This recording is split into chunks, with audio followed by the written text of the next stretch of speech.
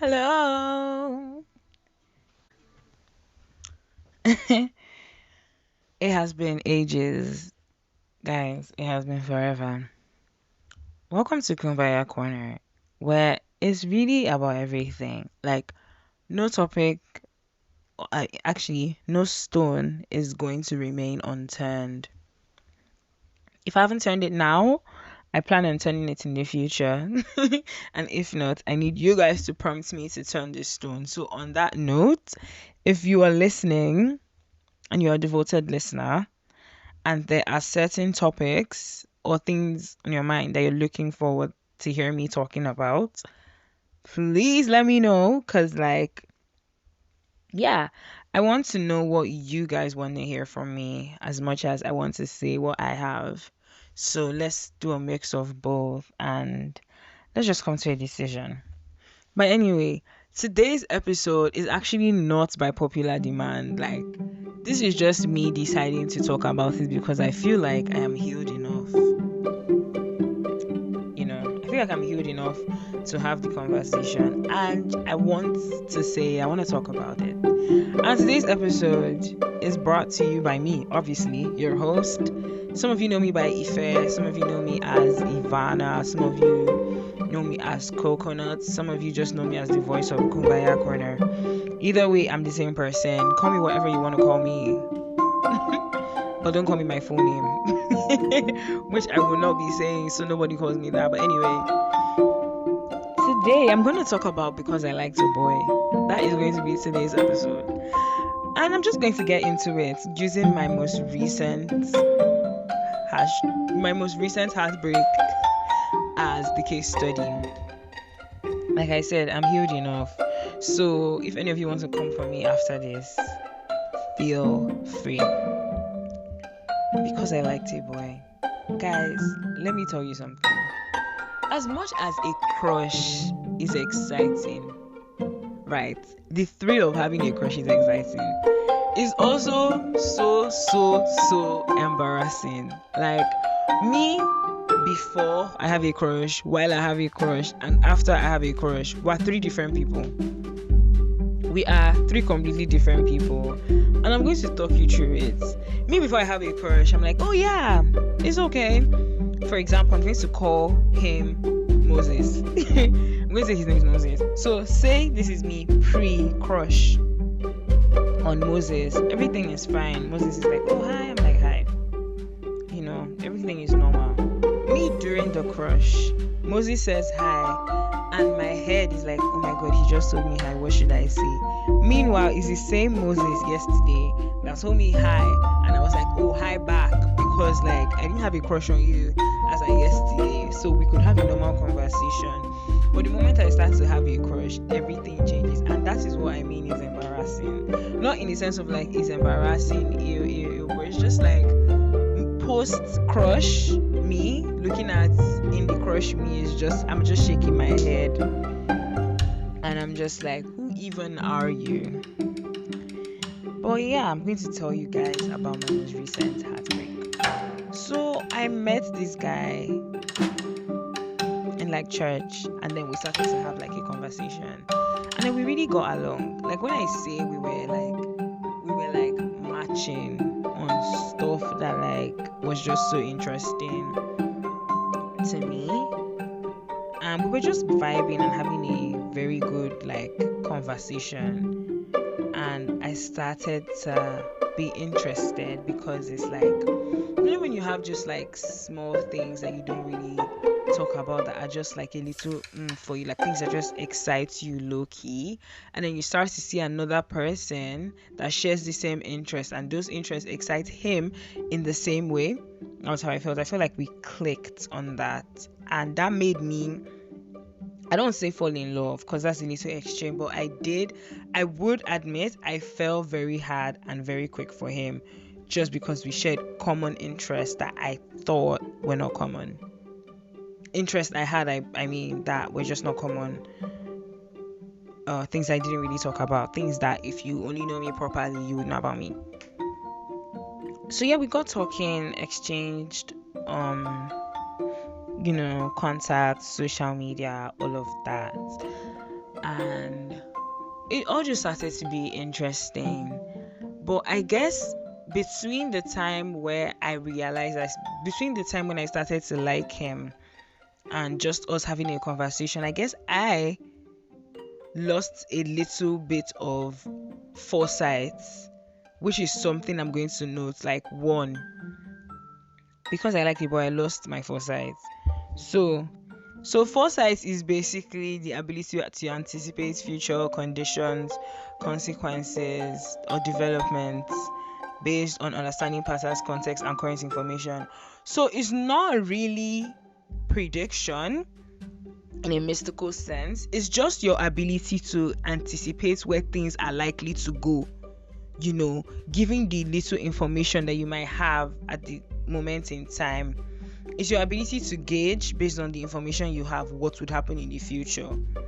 So think of it as like analysis, basically. So I lost that foresight, like going into this crush. So I'm going to take note of that because I liked the boy. I lost foresight. But anyway, between that was what I lost. And I guess when we started to just click on all these things, I got very excited because I was like, oh my God, I feel so seen. I feel like I've been waiting my whole life for this. Like, I feel like, this is the person. This is just what I've been waiting for. And in the moment, it really felt like it felt so magical. Not only did we connect on all these things, he was really ticking a lot of boxes, in the sense of like the things he was saying. Like, when I say we would have these conversations, and then I have a little like folder where I have like things I want my future love interests, as I would call it, to be and to say and to do. And when I tell you that he was all these things, he was saying the right things. Let me give you an example of something that he said to me.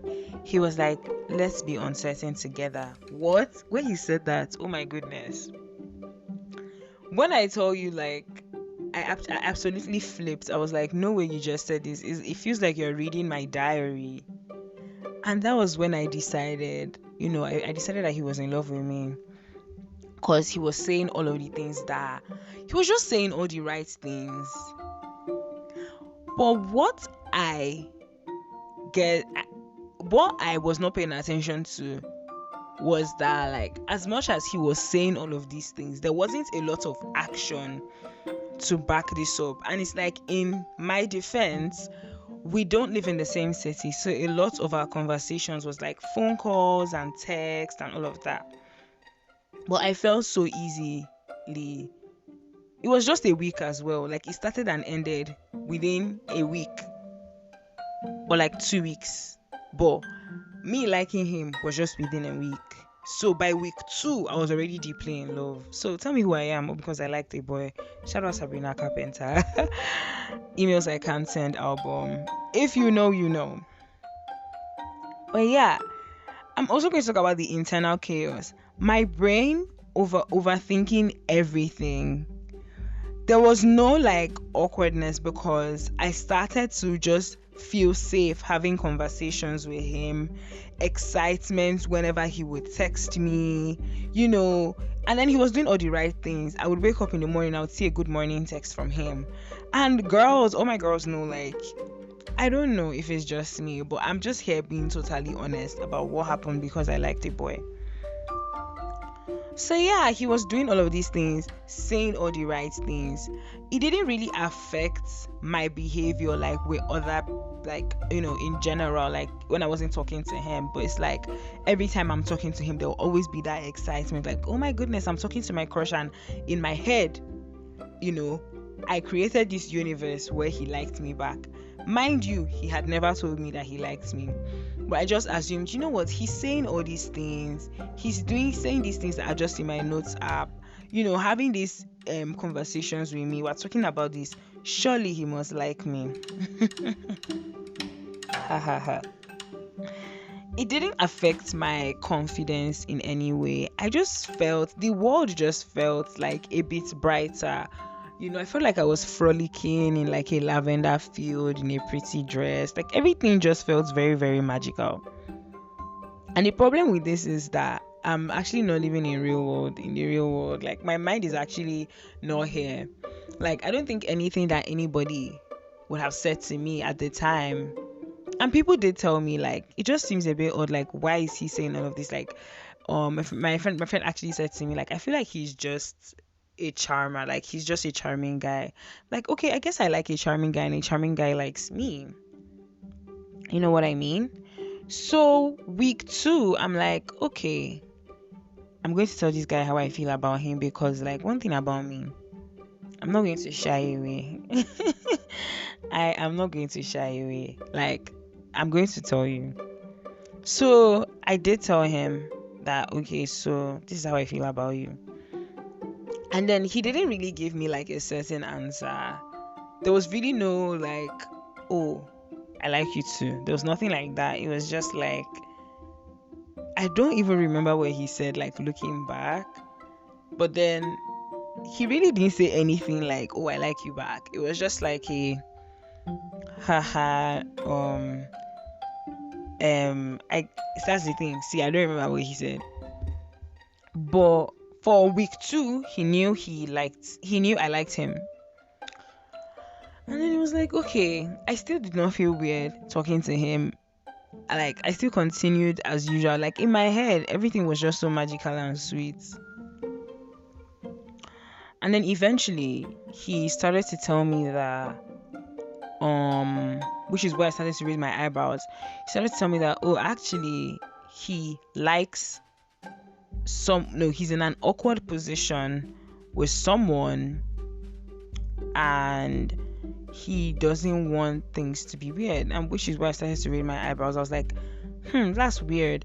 Seeing as I just told you I liked you yesterday, if you liked me back, one would think you would have said by now that, oh, okay, this is how I feel about you, rather than telling me you liked somebody else.